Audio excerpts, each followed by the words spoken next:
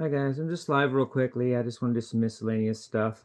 Um, First of all, that thing I just did where I Mozart out, that was Paganini's fifth caprice out of his 24 caprices that was used in the Crossroads Eugene's Trick Bag duel.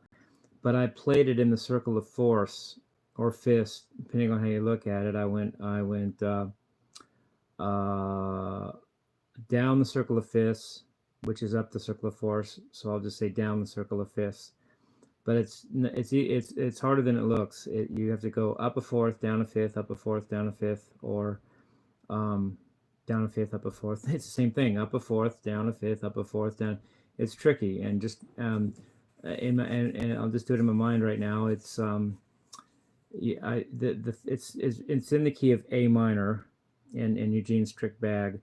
But I'll say it, but to do it in fourths, you have to go A minor, then D minor, then G minor, then C minor, and then F minor, and then B flat minor, and then, let me think, E flat minor,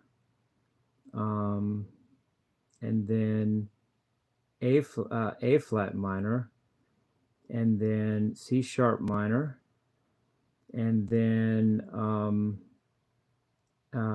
F sharp minor. Yeah, that's correct, I think, I hope. And then B minor, and then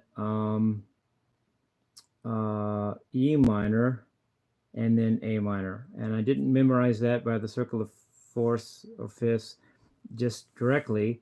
I thought of it in my head as the root note goes up and down up a fourth and down a fifth on the starting on the 14th fret of the G string, which is an A, so it's an A minor.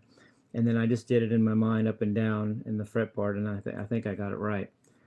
It's not easy to do that, and I just wanted, and I don't do fear. So something told me either I'm going to do that or I'm going to be afraid to. I decided to do it, so that's that.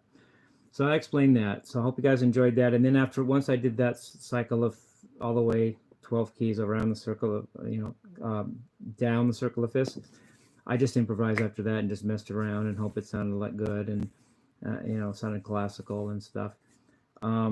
This is healing fine. This is my wound. I just leave this bandage on for 11 more days. It's fine. It's going to get taken off. It's just a little cut. It'll heal well. I'm a really good healer. And then just one last thing I wanted to say. This is miscellaneous here. I wanted to go. I've never talked about the actual origin of my adoptive name.